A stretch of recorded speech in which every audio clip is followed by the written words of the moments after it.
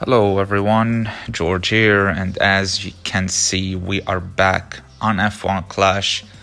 I know it is Sunday, but we're not playing finals, as we missed out, unfortunately, on finals yet again for the third week in a row. Of course, last weekend doesn't count, but still, we missed finals. In this one, I'm gonna be talking about a subject that I should have spoken of probably 2 weeks ago, and it is how to build or what loadout you let's say should use in series. Of course, we all know that in Grand Prix events you have to use your highest team score, but when it comes to series, I do have 3 prepared loadouts for you guys to show you how, let's say, the same team score can affect the results of your race depending on which loadout you are currently using. So for this first one, I'm using Max Verstappen at Sargent. This is the strong, weak driver combination with my strongest car, of course. And this is the loadout I've been using for the past 2 seasons, minimum. For my second loadout, I'm using my strongest drivers, which are Max Verstappen, Pierre Gasly, and you can see we pretty much have the same team score, 4 points difference, but I'm using a very weak car comparing to the one I'm using in loadout 1. And of course, loadout 3 is my highest team score, which is 1,042 points. Of course, it's not ideal, but it will do the job, let's say, early in the season. Every time I look at the screen that I didn't qualify for finals, it hurts me, but that is fine. As for the races I'm gonna be showing in this video, luckily for us, we got Melbourne, Australia in our 3 races. This never happened to me before, getting 3 races in a row on the same track. This is actually the first time. So, first race is going to be against an AI. Of course, we all know that qualifying this season is based on the driver. So there is the qualifying stat for each driver, and based on that score, you get a qualifying position.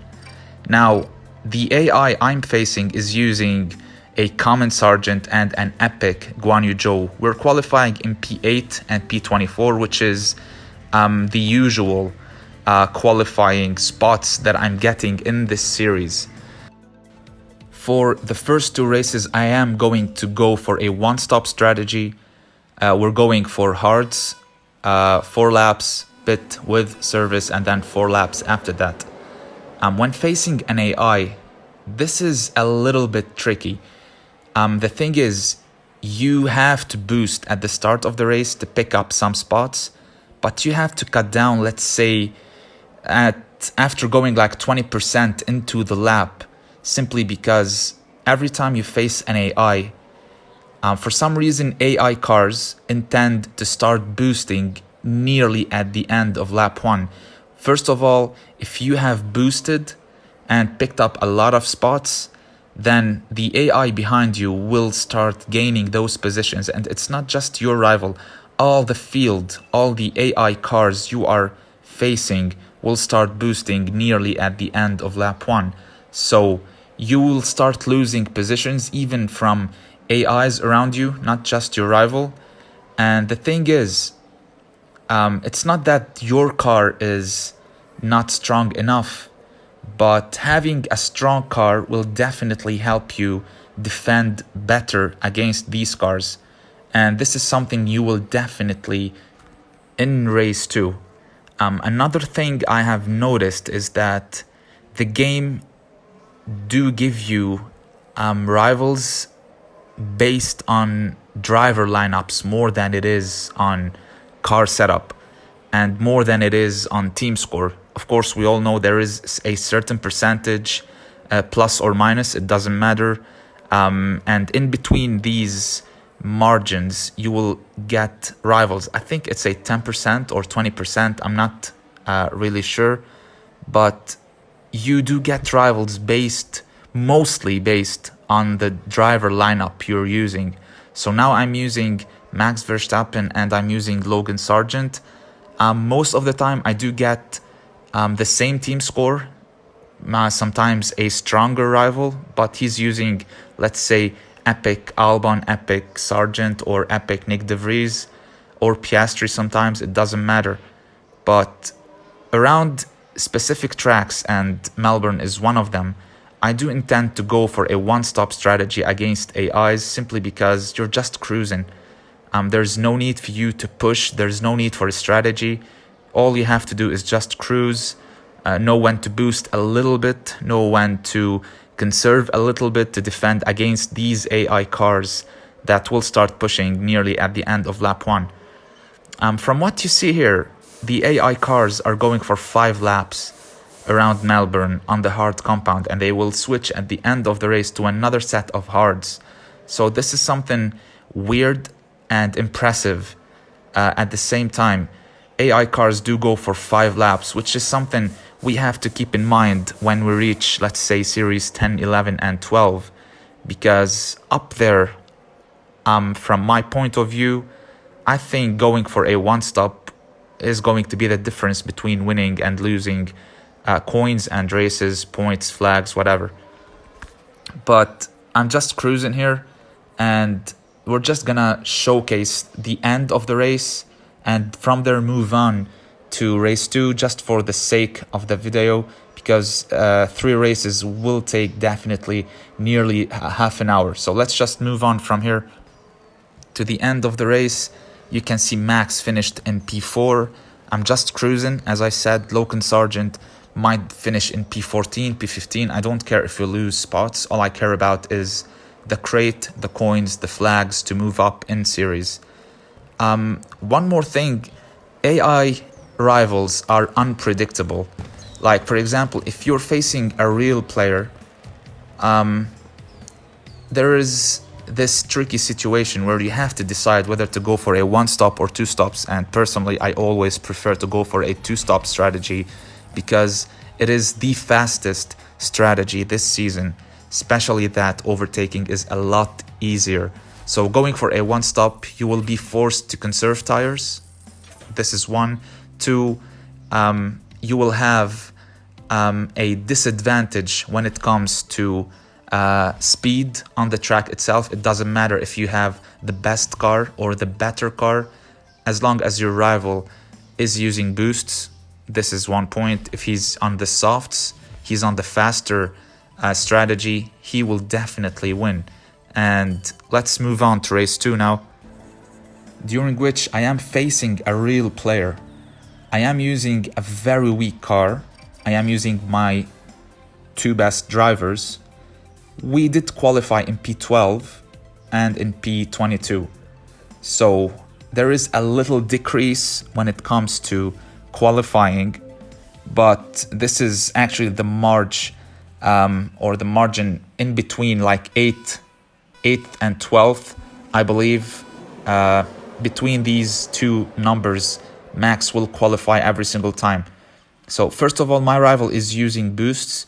You can see at the start of the race, we're boosting, we're getting some spots. This is good. And at this stage, you will say, well, a one-stop strategy is definitely the best, because when you're boosting, it doesn't actually matter if you have a very strong car or a weak car. As long as you're boosting, overtaking is a stat that is, let's say, kind of determined by the driver himself and the car. But when it comes to conserving or regular driving, I can see that the car is terribly slow, and like it feels like the car is actually dead while it is moving. And you can see how easily our rival caught up to us, and he's gonna overtake us just like that. There's no point of fighting him here. And 100% he's using weaker drivers than I am, but he has the better car. So when it comes to races, it is best if you sacrifice a little bit when it comes to qualifying, but then have the best car possible in race, because This is what is going to help you win those points or get those points and win those flags. You will see we're losing spots like crazy. Our car is terribly slow, as I said, and there's no point actually fighting this guy. First of all, he has the better car, and we're gonna just like from here move to the final lap and check the car, of course. And we're now in lap 8, and you can just see the difference. Our rival nearly lapped Pierre Gasly. After starting in P8 and in P22, we are finishing in P16 and P19. And to be honest, there was no chance for me to fight this guy. Of course, if I'm facing an AI, this could have been a little bit different, but the outcome is the same. You will never win a race if you're using stock parts or if you're using a weak car. And let's just have a look here. First of all, he's using Pierre Gasly, same as us, and he's using George Russell. Look at George Russell finishing, I believe, in P10, P11. Max finished in P16. Look at the car difference, 40 points speed, nearly 30 points cornering. Everything is a lot better when you use a strong car. Now we move on to our third loadout, and let's go back to racing. And it is going to be around Melbourne. And in these low series, and we are actually in a mid-tier series, but qualifying is nearly the same for Max. Of course, it depends if it's P8 or P12 or P13, it doesn't matter. We are facing an AI in this one, and he's weaker than us. Every time this is a, let's say, a good news for us. So it is around Melbourne, as I said. And moving on to qualifying, Sargent will qualify at least a little bit better than Pierre Gasly last race. Max is going to be in P8 and Sargent in P14. So I'm going for a two-stop strategy this time. I am using my highest team score, Loadout. We're going for a two-stop strategy, and you will just see the difference between going for a one-stop and two stops. Of course, one stop against an AI, 90% of the time, if you have a good car, you're gonna win the race. You might win races. You might actually say to me, after watching this video, you might just say like, I do use a weak car and I do win some races, but you're not gonna win every single race. A weak car will result in you losing a lot of spots to AIs. It doesn't matter the qualifying position. The moment your rival has the better car in race, it is over for you. And this is actually insane how, let's say, the setup itself affects the game this season. And this is something really good. I do really appreciate giving the car this importance during this season. Of course, here we're losing spots. Even though we are on the softs, we do have the best car possible for us, but the car is good.